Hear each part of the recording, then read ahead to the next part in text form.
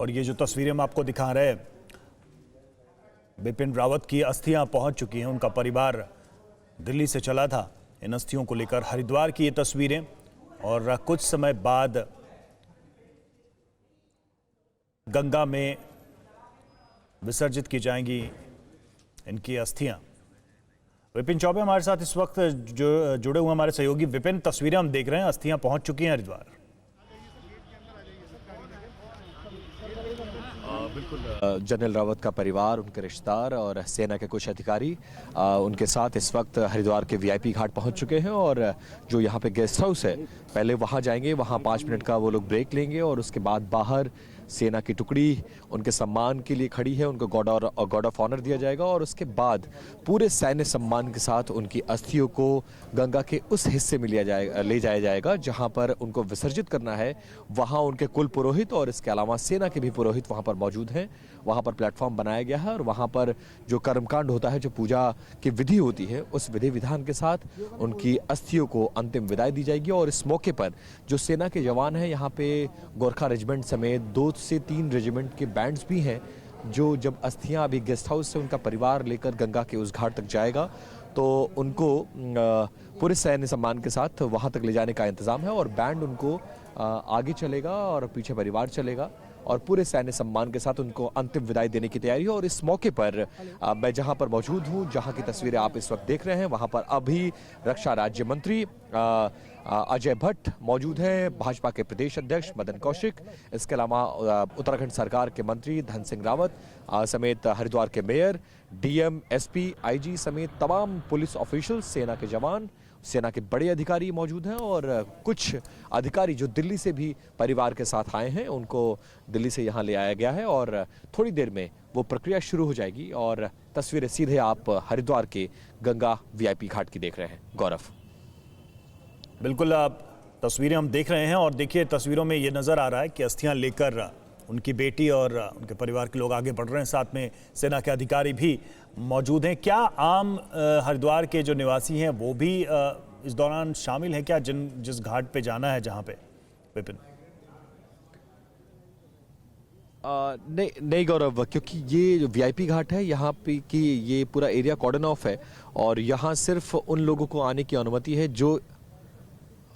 जो इससे जुड़े हुए हैं और लिहाजा सिविलियंस की एंट्री नहीं है। मीडिया की एंट्री है, जो पुलिस ऑफिशियल्स हैं उनकी एंट्री है, एडमिनिस्ट्रेशन की एंट्री है, सेना के अधिकारी, सेना के जवानों की एंट्री है।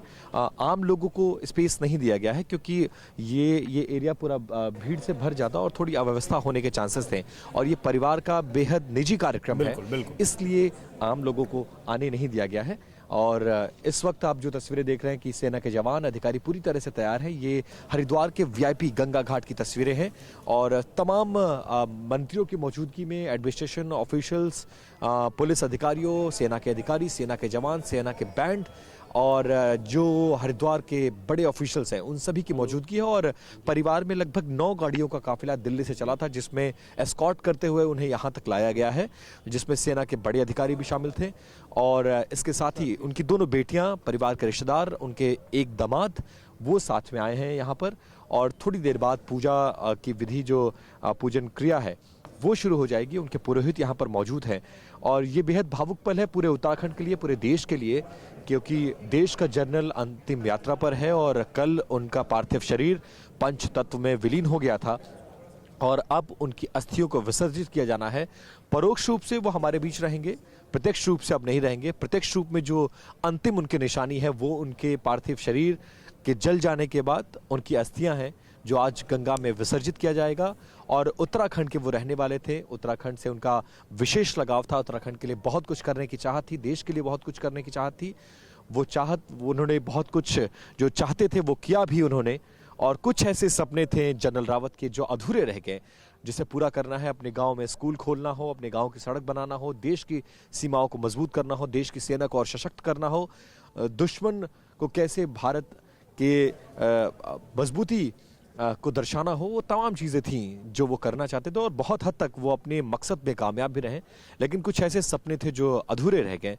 तो उत्तराखंड सरकार कह लीजिए, केंद्र सरकार कह लीजिए, रक्षा मंत्रालय कह लीजिए, सेना कह लीजिए, अब हर कोई ये चाहता है कि हम अपने जनरल का वो सपना पूरा करेंगे। और सामने आप तस्वीरें देखिए, इस वक्त कुछ नेतागण आपको नजर आ रहे हैं, जिसमें पूर्व मुख्यमंत्री त्रिवेंद्र सिंह रावत, बीजेपी के प्रदेश अध्यक्ष मदन कौशिक और उत्तराखंड सरकार में मंत्री धन सिंह रावत समेत कुछ ऑफिशियल्स हैं। और थोड़ी देर पहले रक्षा राज्य मंत्री उनके परिवार को, उनकी अस्थियों को रिसीव करने के लिए यहाँ पर पहुंचे हैं और उन्होंने उनको रिसीव किया है, सेना के जवानों ने रिसीव किया है।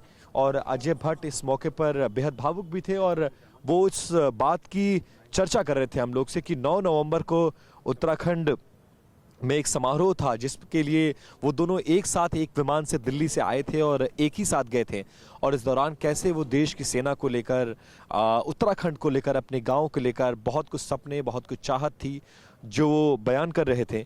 लेकिन किसी को भी यही नहीं पता था कि जनरल इतनी जल्दी चले जाएंगे और ऐसे जाएंगे। तो उनकी शहादत पर पूरा देश उनको नमन कर रहा है और पिछले 3 दिन से आप देख रहे हैं कि पूरा देश इस समय शोकाकुल है। और उत्तराखंड में इसका बहुत ज़्यादा प्रभाव इसलिए भी है क्योंकि वो उत्तराखंड के रहने वाले थे, उत्तराखंड के आन बान शान थे और उत्तराखंड के लिए बहुत सारे सपने थे उनके, जो वो सपने पूरे नहीं हो सके। लेकिन ये ज़रूर है कि उन सपनों को पूरा करने के लिए उन्होंने बहुत हद तक प्रयास किया। और अब जब देश का जर्नल अपनी अंतिम यात्रा पर है तो उसको अंतिम विदाई देने के लिए सेना के जवान आपको नजर आ रहे हैं, रक्षा राज्य मंत्री नजर आ रहे हैं। और परसों से लेकर मैं आज तक की जो रवि तस्वीरें देख रहा हूं उसमें, और कल वाली जो तस्वीर है वो जहन से बिल्कुल आंखों से ओझल नहीं होती है। इस तरह की तस्वीर, जो देश 4-4 युद्ध लड़ा हो, कभी ऐसा नहीं मौका आया कि उसके जनरल को शहादत देनी पड़ी हो। भारत के इतिहास में ये पहली बार हो रहा है जब हमारे जनरल की शहादत हुई है और ऑन ड्यूटी वो थे। और सबसे दुखद है कि इस दौरान उनकी पत्नी मधुलिका रावत भी उनके साथ थी, उनकी भी अस्थियों को लाया गया है। और जिन तस्वीरों को मैं परसों से जिक्र कर रहा हूं, परसों से आप उन तस्वीरों को देख रहे हैं कि जब उनका पार्थिव शरीर दिल्ली के तकनीकी पालम हवाई अड्डे पर लाया गया, उस दौरान से लेकर अब तक जितने भी इस देश के टॉप वीवीआईपीज हैं, प्रधानमंत्री से लेकर, रक्षा मंत्री से लेकर, गृह मंत्री से लेकर, तमाम केंद्रीय मंत्री, सांसद, कई राज्यों के मुख्यमंत्री से लेकर, और सबसे बड़ी बात वो आम जनता, जब कल इनका पार्थिव शरीर इनकी पत्नी के साथ पूरे सैन्य सम्मान के साथ 3 के कामराज मार्ग से बरार स्क्वायर के लिए रवाना हुआ था, मैं उन तस्वीरों को भी देख रहा था और पूरे काफिले में मैं उनके साथ था रवि। और ऐसी तस्वीरें अपने पूरे करियर में मैंने कभी नहीं देखी। और मैंने कभी टेलीविजन पे भी, कवरेज तो दूर की बात है, मैंने कभी ऐसी तस्वीरों को नहीं देखा था। तो बहुत गौरवशाली तस्वीरें थी और वो तस्वीरें जाहिर कर रही थी कि जनरल विपिन रावत बेशक अब हमारे बीच प्रत्यक्ष रूप से नहीं हो, लेकिन वो परोक्ष रूप से सदैव हमारे बीच रहेंगे। और उन्होंने जो त्याग किया है, जो बलिदान दिया है, जो शहादत दी है इस देश के लिए, देश उनको नमन कर रहा है। और मैं कल भी इस बात का जिक्र कर रहा था रवि, और आज भी कहता हूं कि अब आत्मा, ये कहा जाता है आत्मा अमर होती है और आत्मा कभी नहीं मरती, शरीर नश्वर होता है, लेकिन आज भी उनकी आत्मा इस गंगा घाट के करीब, कल उस पार्थिव शरीर के करीब, उस काफिले में जरूर रही होगी और ऊपर से जरूर देखकर ये महसूस कर रही होगी और बहुत गौरवान्वित महसूस कर रही होगी कि मैं जिस देश में जन्म लिया, मैं जिस देश के लिए मैंने काम किया, जिस सेना के लिए काम किया, जिस सीमाओं के लिए मैंने काम किया, जिस देश की जनता के लिए मैंने काम किया, वो मेरा काम, वो मेरा त्याग, वो मेरा सेवा, वो मेरा समर्पण, वो मेरा बलिदान खाली नहीं गया है। और वो तस्वीरें ऐसी थी कि किसी की आंखों में पानी आ जाए। और मैंने देखा कि कैसे 70 साल के बुजुर्ग लोग भी सड़कों पर दौड़ रहे थे, अपने सीने पर उनकी फोटो को लगाए हुए, अपने हाथों में तिरंगा लिए दौड़ रहे थे वो।